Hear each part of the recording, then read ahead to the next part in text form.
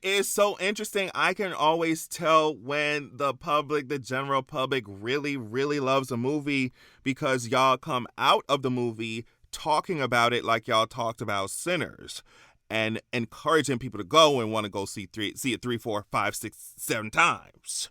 I know when y'all, and that was an original movie too. It wasn't a franchise and a team that everybody know. Okay, so I know how it is. I know how it feels. When y'all actually like a movie, when y'all actually feeling for real, this wasn't it, as was proven by this box office dip. Let's talk about it.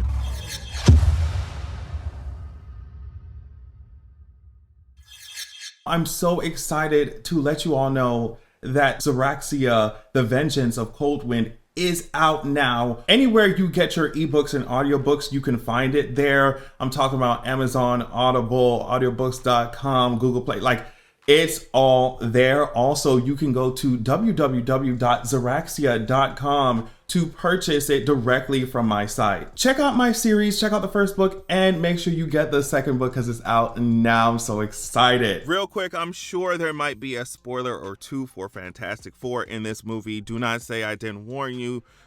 Spoilers are I'm just saying this because you know how my mind goes. I gotta talk about everything, okay? All right, so Variety says Fantastic Four grossed $11.7 million domestically in its second Friday on the big screen, making a devastating 80% drop from its debut. If the poor turnout continues, the film will most likely fall short of its initial weekend 2 estimates of 45 to 52 million by Sunday. Its domestic grand total currently sits at $170 million and could reach as high as 198 million by the end of the weekend. Marvel's shelled out more than $200 million to produce Fantastic Four. And as of right now, I think it made like overall like 300 something million. So, I mean, they're going to make something back. Like they're going to make, obviously, they're going to make something back. But I'm 100% positive they were expecting numbers bigger, like significantly larger than Thunderbolts, or an impact significantly larger than Thunderbolts. And that's not what y'all got. Period. I'm sorry, but the MCU is eating itself. I don't care what y'all say. I know, like I said earlier, I know how people talk about movies when they make sense, when y'all are excited to see them. I remember the hype when people came out of the theaters for Infinity War and also even Endgame, you know. After they smacked us in the face, right, with a terrible Ant-Man movie, and I mean, introducing Kang, and then Love and Thunder, y'all already know, with a wasted villain, I will never stop talking about it, a wasted villain, and a main protagonist who was talking to his hammer for most of the movie. Then y'all hit us with that weak Captain America movie. And it's funny how I already knew y'all was going to recast Anthony Mackie Captain America even before Kevin Feige, I think it was, came out and confirmed it, because it just reminds me of how y'all treated Ironheart and also Eyes of Wakanda. It's just like, okay, I'm not surprised. But that Captain America movie, that script was weak. I don't care what, like, it was weak. It was weak.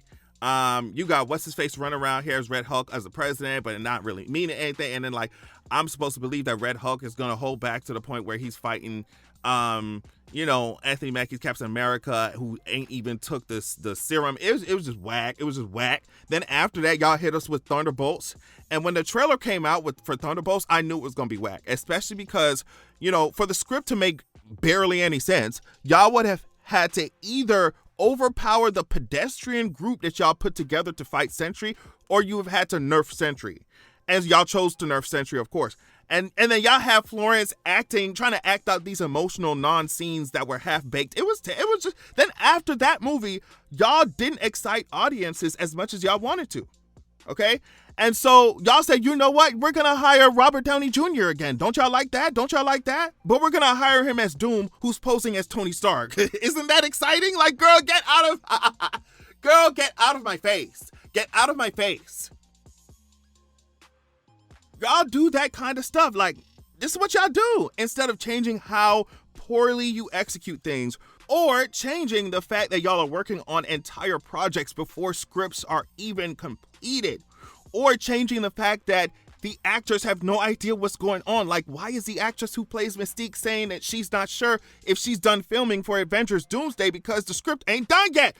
Why did the actor who plays Ben Grimm say they were doing 3 weeks of rehearsal for Fantastic Four while scripts weren't even finalized? What are you talking about? Kevin Feige then came out here saying essentially that he was surprised that Thunderbolts didn't do well because he said it's a really very, very good script. That's what Kevin Feige said. And that movie simply was not. It simply was not. So I'm putting all this together, right? Everything I just said, right? And then, like, once I saw Kevin call Thunderbolts a good script, I knew Fantastic Four was going to be a mess, but right? Because if he was really, really impressed by that script, that means that, you know, Fantastic Four won't be too much, you know, the quality of that won't be too much higher than what we got in Thunderbolts because he was impressed by Thunderbolts. So I already knew that Fantastic Four script was going to be whack. No shade. No shade. Or at least it would have the same kind of appeal and appeal to the same kind of fans who are impressed by the regurgitated cud that is RDJ being, you know, recast. Like, you know, you thought Thunderbolts was so good that y'all gave the director of Thunderbolts the X-Men project. What? So online, you got these some of the delusional Marvel fans.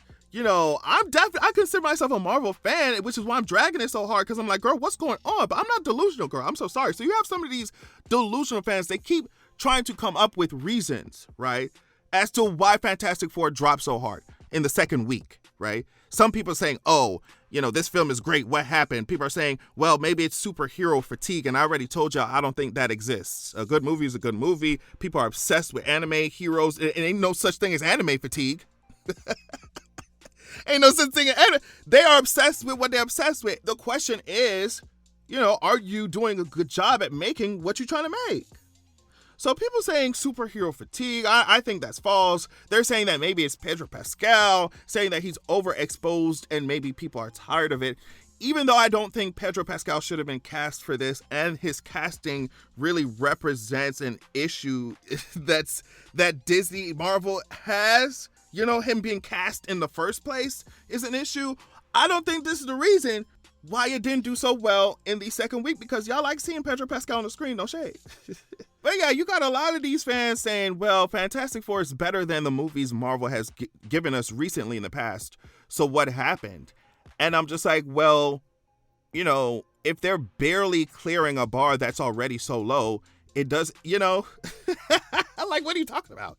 The simple answer is you have money-hungry people who do not care about superheroes, and they're sitting at the top of these companies who are allowing the writing of scripts to happen as movies are being filmed instead of before it.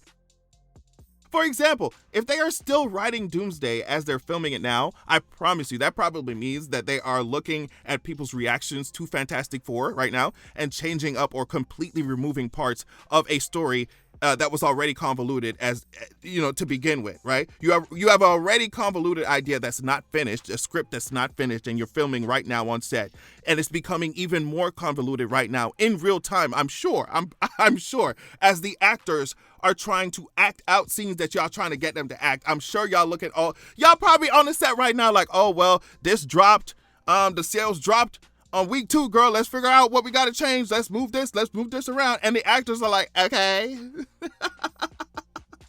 Whoa. Y'all tried to big bro Superman and it ended up being whack. No shade. I knew from the trailer, I knew from Fantastic Four's trailer that I personally was not going to give Marvel my money for that.